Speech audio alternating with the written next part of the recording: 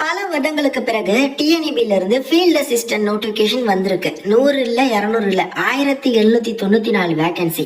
இந்த டிஎன்இபி வேலை வாய்ப்பை டிஎன்பிஎஸ்சி கொண்டு நிரப்புறாங்க. அதனால இதற்கு என்ன தேர்வு, அதுக்கப்புறம் என்ன மாதிரி எல்லாம் உங்களுக்கு பிசிக்கல் டெஸ்ட் இருக்கு, எல்லாத்தையுமே டீட்டெயிலா சொல்றேன். வீடியோவை ஸ்கிப் பண்ணாம எண்ட் வரையும் பாருங்க. இது போன்ற ஃப்ரீ அப்டேட்ஸ் குயிக்கா தெரிஞ்சுக்க நம்ம சேனலை சப்ஸ்கிரைப் மட்டும் பண்ணி வச்சுக்கோங்க. அந்த நோட்டிபிகேஷன் டிஎன்பிஎஸ்சில இருந்து டிஎன்இபியோட ஃபீல்ட் அசிஸ்டன்ட் நோட்டிபிகேஷனை ஃபில் பண்றாங்களா?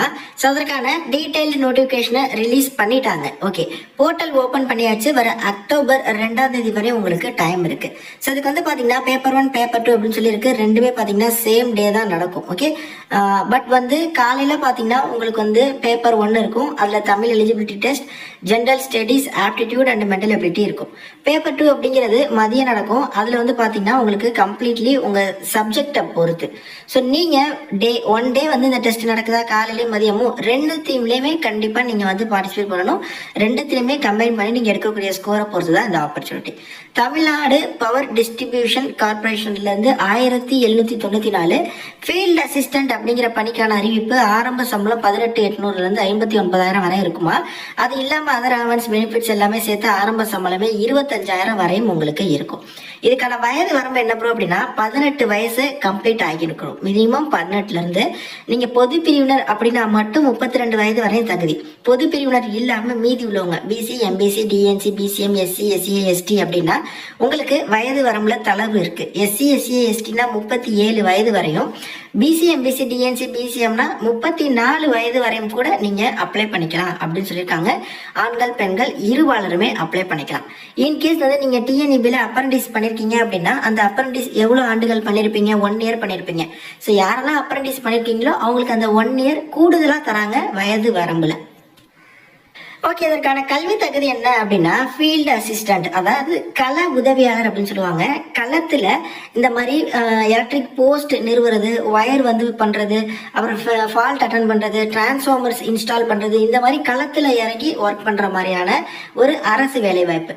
ஸோ இந்த வேலை வாய்ப்புக்கு இவங்க என்ன எலிஜிபிலிட்டி கேட்கறாங்க அப்படின்னா ஐடிஐ வந்து electrician or wireman or electrical ட்ரேட்ல முடிச்சவங்க அப்ளை பண்ணிக்கலாம்.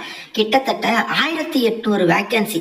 தமிழகம் முழுவதும் இந்த வீடியோவை ஷேர் பண்ணுங்க. ஐடிஐ முடிச்ச நிறைய பசங்களுக்கு இது ரொம்ப ரொம்ப ஒரு யூஸ்ஃபுல்லான ஆப்பர்ச்சுனிட்டி. ஏன்னா ஐடிஐக்குலாம் இவ்வளோ பல்கான ஓப்பனிங் வர்றது ரொம்ப ரொம்ப கஷ்டங்க. எங்கேயாவது 1-2 வேகன்சி தான் வரும். Okay okay.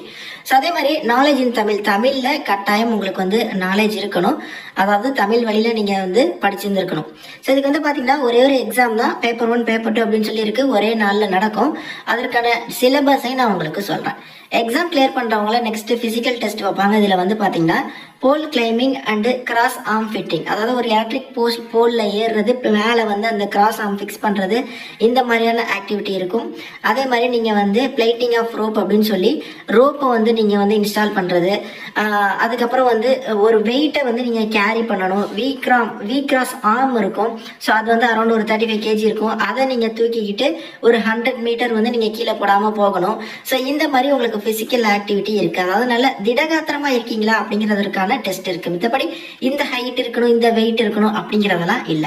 Scheme of examination பாருங்க. ஸோ பேப்பர் 1ல நான் ஆல்ரெடி சொன்ன மாதிரி Tamil eligibility test, general studies, aptitude and mental ability வருது. இது எல்லாமே பார்த்தீங்கன்னா 10ஆம் வகுப்பு தரத்துல தான் இருக்கும். அதனால கொஸ்டின் பேப்பரோட டஃப்னஸ் அப்படிங்கிறது ஈஸியாக தான் இருக்கும். 3 மணி நேரம் நடக்கும்.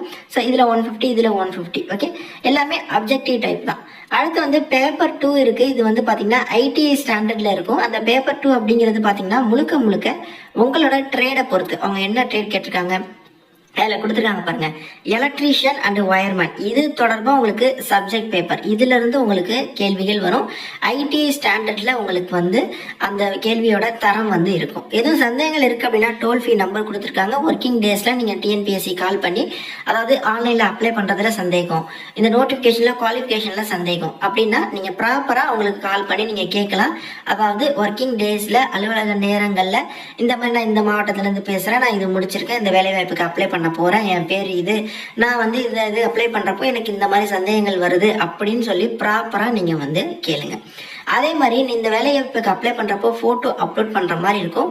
ஸோ அந்த போட்டோல இந்த மாதிரி போட்டோ எடுத்த தேதியையும் உங்க பெயரையும் கட்டாயம் நீங்க வந்து மென்ஷன் பண்ணிருக்கணும். உங்களோட பெயரையும் கீழே போட்டோ எடுத்த தேதி தான், டேட் ஆஃப் பர்த் கிடையாது.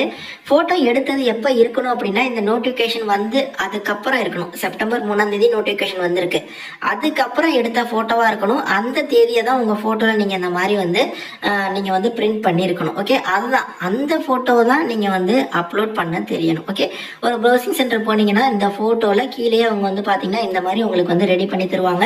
அது சாஃப்ட் காப்பியா நீங்க ஆன்லைன்ல அப்ளை பண்றப்போ இதற்கு வந்து அப்ளை பண்ணிருங்க.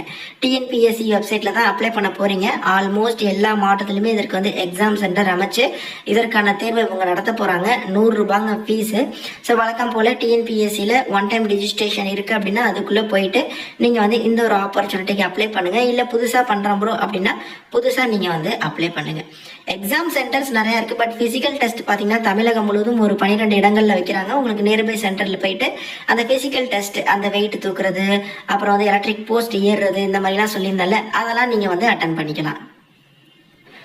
நோட்டிபிகேஷன்ல சரியா 36வது பக்கத்துல இருந்து உங்களுக்கு சிலபஸ் கொடுத்திருக்காங்க. தமிழ் தகுதி தேர்வுக்கு என்ன சிலபஸ், ஜெனரல் ஸ்டடீஸ்க்கு என்ன சிலபஸ், எல்லாமே சப்ஜெக்ட் பேப்பர் முதற்கொண்டு சிலபஸ் இருக்கு. இதை நீங்க டீடைல்டா உட்காந்து ப்ரிப்பேர் பண்ண ஸ்டார்ட் பண்ணுங்க.